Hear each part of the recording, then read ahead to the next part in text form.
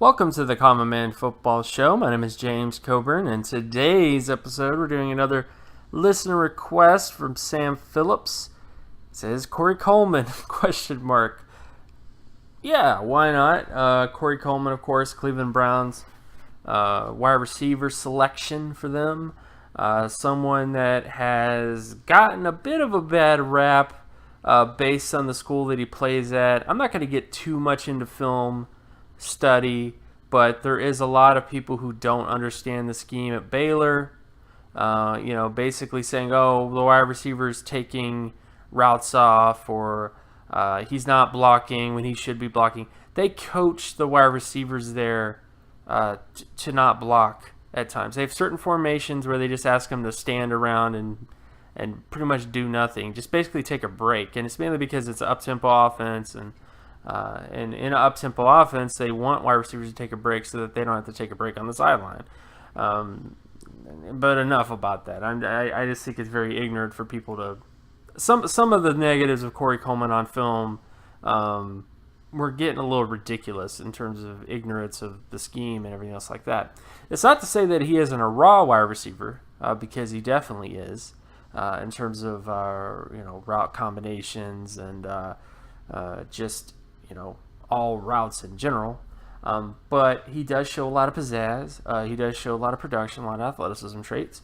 And that is what we are going to talk about today. What did Corey Coleman look like on paper?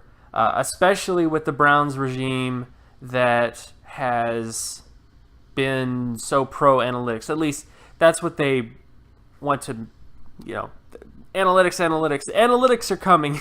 That's the sort of thing with the Browns. And I figure, let's get into Corey Coleman based on his analytics. I don't work with the Browns. I can only really guess, educated guess though, as to what they look for at the wide receiver position, and basically just kind of point out basic things. So in terms of the data, the analytics I'll be discussing today, I'm going to leave the terms with the definitions in the description. So if you don't really understand what passing yards, market share, production is, you don't know what explosive lower body strength is, the speed score, the flexibility score. If you don't know that stuff, go to the description. I left the definition and just the terms and definitions. If you still don't really understand it, just leave a comment below. Or you could also watch one of my previous videos on wide receivers. I've done a pretty decent amount of those videos, so you can just kind of scroll the uploads and look for anyone about wide receivers, and I go into a little bit more detail about the methodology and what those terms mean. So if you're not familiar with it, just go to the description and go from there. So starting with Corey Coleman in terms of his data coming out of college.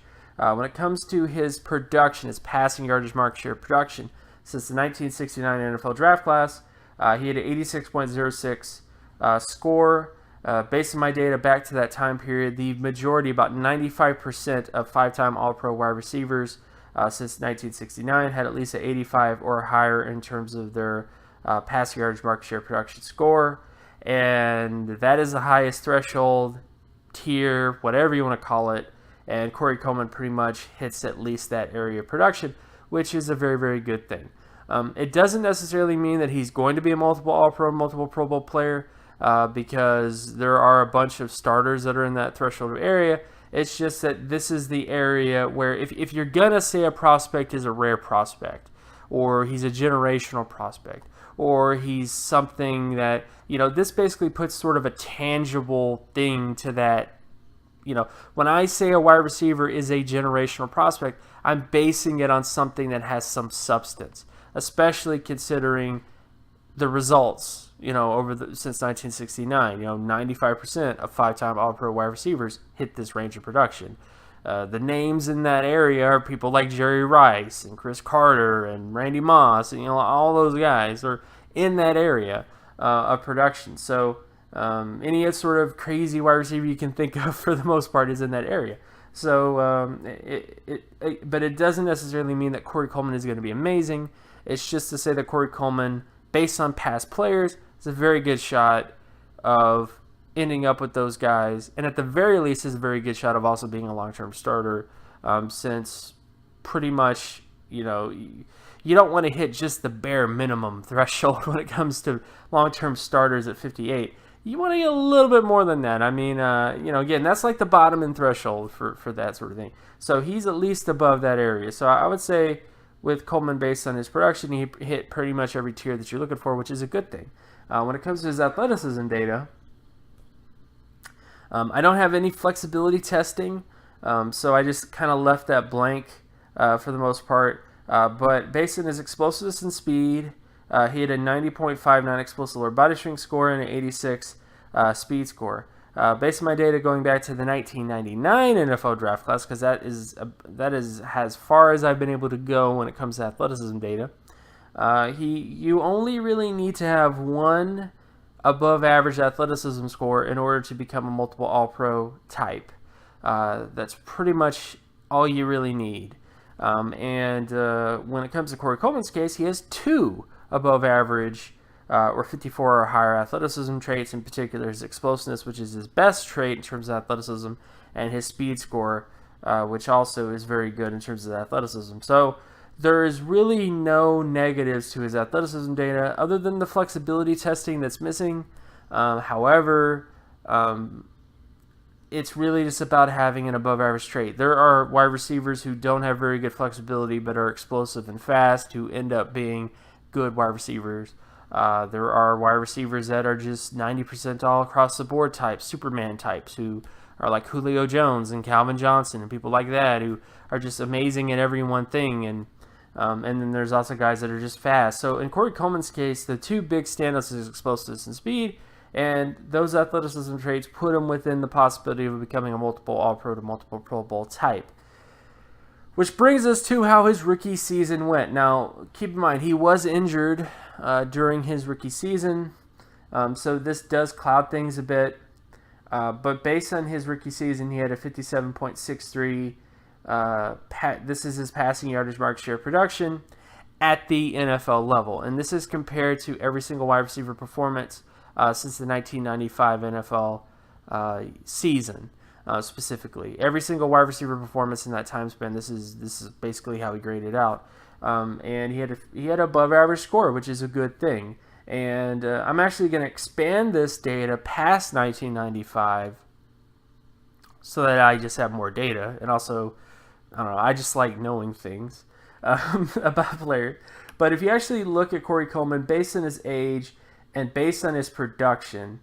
Because this is something I've been actually becoming a little bit obsessed with, but kind of looking to see, okay, how well a wide receiver do at a certain age? Does it really affect anything in terms of projection? And in some ways it does. In other ways it asks questions of, okay, this guy didn't really produce that well in his rookie season. Here are some other players who didn't produce well in the rookie season or at that age in particular, and see why they didn't produce for those particular seasons. So these basically, you get to go to the wide receivers who weren't that productive, who went on to become very, very productive players.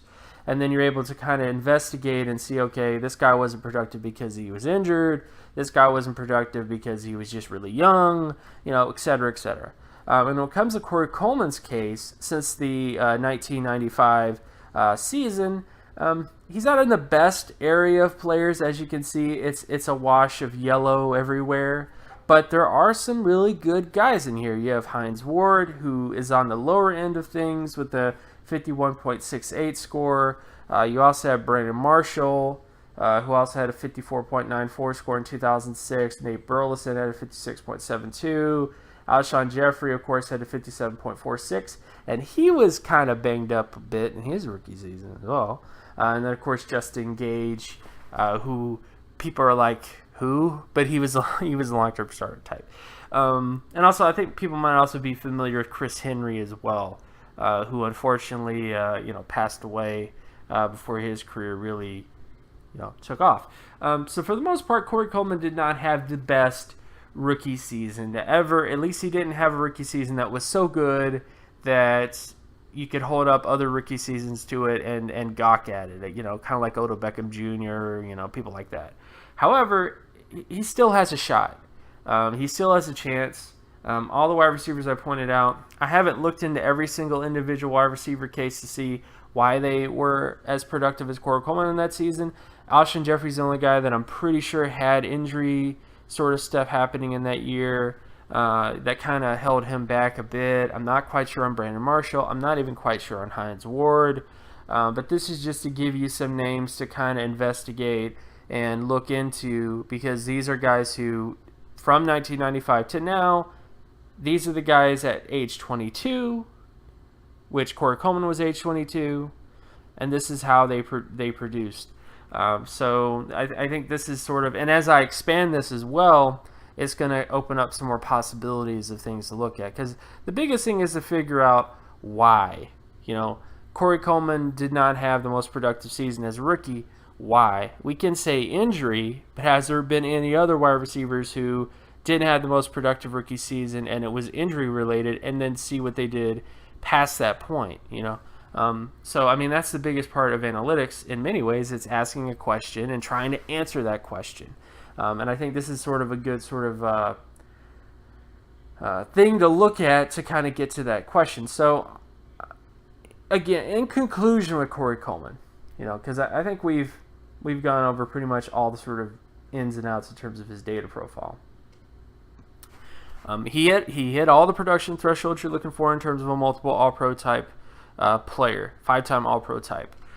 He basically hits the highest tier of production that you could possibly hit, and it's a good place to be.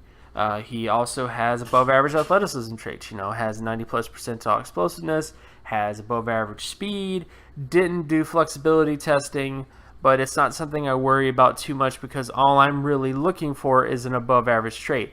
Even if Corey Coleman didn't do the vertical and the broad jump, and just did the 40, he would still technically qualify for All-Pro to Pro Bowl type athleticism traits.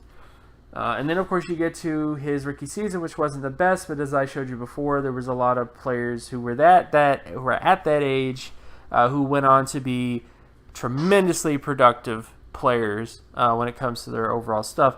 I wouldn't quite say that Corey Coleman is Alshon Jeffrey or Brandon Marshall, because those guys are like completely different. It's like comparing a T-Rex to a Velociraptor. It's just, I'm not doing that. Hines Ward, though, does make a little bit more sense. A gritty, he's, Coleman is definitely more athletic than Hines Ward was coming out, but at the same time, it is the sort of like a gritty kind of, not possession wide receiver, but, Hines Ward was a really good wide receiver in terms of production in his career. But the bottom line is, when it comes to Corey Coleman, is I wouldn't worry about too much right now. He's a young player. He has a lot of positive things on paper to point towards success in terms of his production in college and athleticism.